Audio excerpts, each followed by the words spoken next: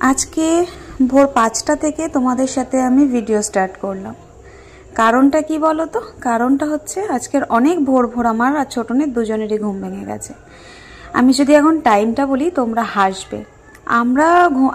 আমার আর ছোটনের দুজনের ঘুম ভেঙে গেছে সেই সকাল বলবো না, একদম ভোর 3:30 4টে। তারপরে আর হঠাৎ করে কি করব ভাবলাম না উঠেই পড়ি। ওই ভোরবেলা চা করেছি ছোটনার আমার জন্য।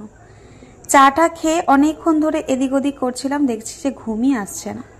তারপরে কি করব, ছোটনকে বললাম যে তুমি বিছানা ছাড়ো, আমি এবার তাহলে বাসি কাজকর্মগুলো সেরে নিই। ও উঠলো আর আমিও এদিকে বাসি কাজকর্মগুলো এক এক করে সেরে নিচ্ছি। মাঝে মধ্যে এরকম ভোরবেলা উঠতে খুব ভালোই লাগে, মানে নিজেকেও একটা ফ্রেশ মনে হয়।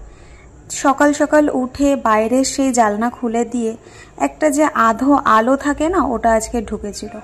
মানে ঘরটার আজকে সৌন্দর্যটাই আলাদা লাগছিল। আসলে এত ভোরে তো আমার একদমই ওটা হয় না, হঠাৎ করে উঠলে বেশ ভালো লাগে দেখতে। আজকের ওঠার পর এখন রোজই ভাবছি কি ভোরের অ্যালার্মই দিয়ে রাখবো। ভোরবেলা ঘুম থেকে উঠলে একদিকে বাসি কাজকর্মগুলোও সারা হয়ে যায় তাড়াতাড়ি করে, আবার নিজেকেও একটা ফ্রেশ মনে হয়। আর বেলা করে ঘুম থেকে উঠলে কি হয়, কোন কাজটা কখন করব তালগোল পাই না, মানে সব দিকেই তখন লেট হয়ে যায়। এদিকে আমার বাসি কাজকর্ম বলতে বিছানাটা বাসি তুললাম। এবার এই যে ছোটনকে বললাম, কিছুটা সানমাইকার ছিল আমার খাটে, তো ওকে বললাম কি এগুলো বক্সের ভিতর ঢুকিয়ে দাও, কেননা পায়ে পায়ে লাগলে ভেঙে যাবে। যেহেতু এরপরেও আরও অনেক কাজ রয়েছে আমার ঘরে, তাই জন্য আমি বক্সটা তুললাম, ও সানমাইকারগুলো ঢুকিয়ে দিল। দুবার করে ঘর ঝাড় দেওয়ার পরেও না কেমন একটা যেন বালি বালি ভাব লাগে ঘরটার মধ্যে। আসলে অনেক দিন ধরে এই কাঠের কাজ হয়েছে তো, বাইরে পা দিলেই যতই ধোয়াচ্ছি ততই যেন বালি আর ওই কাঠের এক রকমের গুঁড়ো থাকে না, ওগুলো মনে হচ্ছে পায়ে বাজছে। এই করে করেই ঘরটা আমার নোংরা হচ্ছে, আর যতবার পায়ে বালি বাজছে ওরকম লাগছে পায়ে, ততবারই আমি ঘর ঝাড় দিচ্ছি। আজকে আমার বাড়ির সবাই আমাকে ভোরবেলা উঠতে দেখে অবাক হয়ে গেছে। সবাই বলছে, কি হলো প্রিয়াঙ্কা, তুমি আজকে এত সকাল সকাল ঘুম থেকে উঠে পড়েছ? কাউকে আর বলে বোঝাতে পারছি না যে আমার মাঝরাত্রেই ঘুম ভেঙে গেছে, তারপরে আর ঘুম আসছে না। যাই হোক, একদিকে মাঝরাত্রে ঘুম ভেঙে যাওয়ার পরে আমার দিনটা বেশ ভালোই গেছে। ভোরের আলোটা কিভাবে ফোটে সেটা তো দেখতে পারলাম ভালোভাবে, অবশ্যই এর আগে দেখেছি, কিন্তু তবুও এরকমভাবে একটা মানে আলো ফুটতে দেখা, সেটা ঘরের জানলা দিয়ে, সেটা আলাদাই একটা মানে সৌন্দর্য বলতে পারো। তারপরে তো মুখ টুক ধোয়া হয়ে গেল, কয়েকটা কাঁচা ধোয়া ভিজিয়ে রেখেছি, যেটা স্নানের সময় কাচবো। আজকে হয়তো বেশি ভ্লগ তোমাদের সাথে আমি শেয়ার করতে পারবো না, কিন্তু পুরো একদম প্রপার ভ্লগ আজকে তোমাদের সাথে আমি শেয়ার করছি, যতক্ষণ আমি পেরেছি। ভোর থেকে একদম শুরু করে যতক্ষণ পারছি আমি ততক্ষণ আজকে তোমাদের সাথে ভ্লগ শ্যুট করব। হঠাৎ করেই দেখছি মনে হচ্ছে যে পেটটা না হালকা একটু ব্যথা ব্যথা করছে। তার জন্য ভাবলাম কি হালকা একটু উষ্ণ গরম জল একটু নিয়ে নিই, আর জানলার পাশে বসে বসে একটু রোদ্রের তাপটাও গায়ে লাগাই আর গরম জলটাও খাই। তা ছোটন হঠাৎ বলছে, কি হয়েছে তোমার? আমি বললাম, কাল থেকেই আমার পেটটা একটু ব্যথা ব্যথা হচ্ছে, তাই জন্য একটু গরম জলটা খেলাম।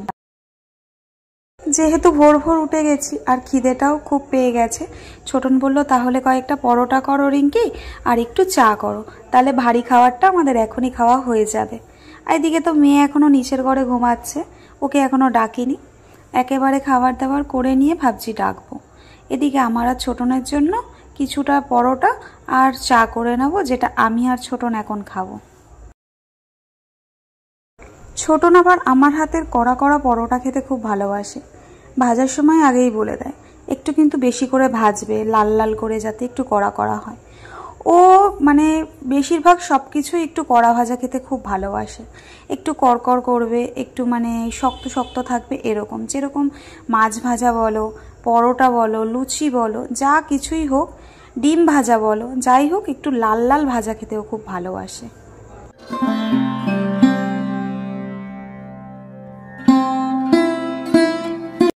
আমরা সারাদিনের ভিডিও বানানোর পর যখন এডিট করতে বসি তখন ভাবি আজকের টাইটেল কি দেব, থাম্বনেলে কি লিখব, কি করব।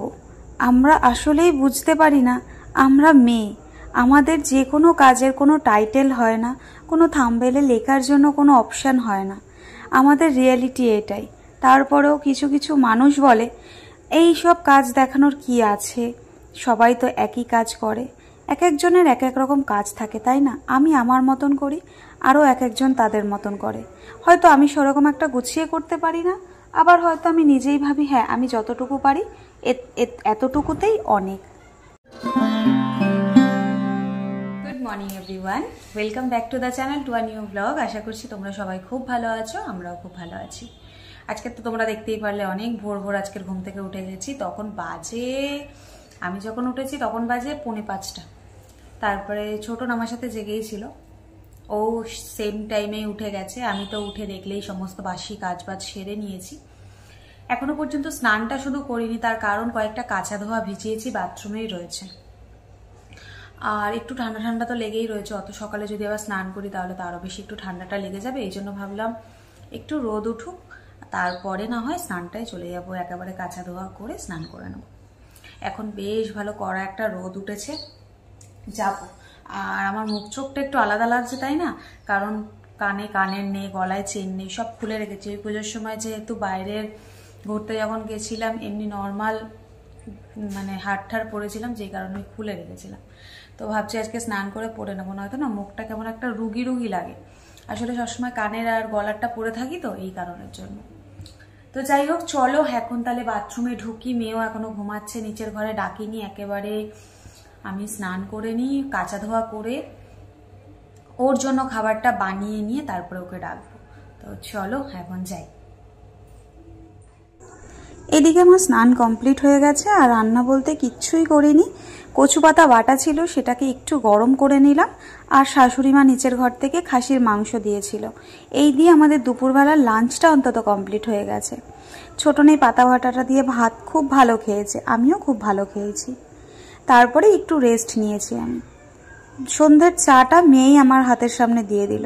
বললাম বাবু একটু আমাকে দিবি করে, সঙ্গে সঙ্গেই দেখলাম যে 1 কাপ চা করে 4টে বিস্কুট দিয়ে দিল। কিন্তু 4টে বিস্কুটের জায়গায় একটা বিস্কুট খেয়েছি, কারণ খিদেটা আমার সেই ছিল না, হালকা একটু মাথা যন্ত্রণা হচ্ছিল বলে ওকে বলেছিলাম একটু চা দিতে। তো যাই হোক, চাটা আমার মেয়ে খুব ভালো করে। তারপরে ও একটা শর্ট ভিডিও বানিয়ে ছিল, দেখালো। তারপরে একটু বেরিয়েছিলাম মায়ের বাড়িতে। ফেরার পথে মায়ের কাছ থেকে একটু কচুর লতি আর চালতা দিয়ে টকের ডাল, যেটা আমি খুব ভালোবাসি, মা আমার জন্য রেখে দিয়েছিল, ওটা মায়ের কাছ থেকে নিয়ে চলে এসেছি। আজকে রাত্রেবেলার এটাই আমার খাবার।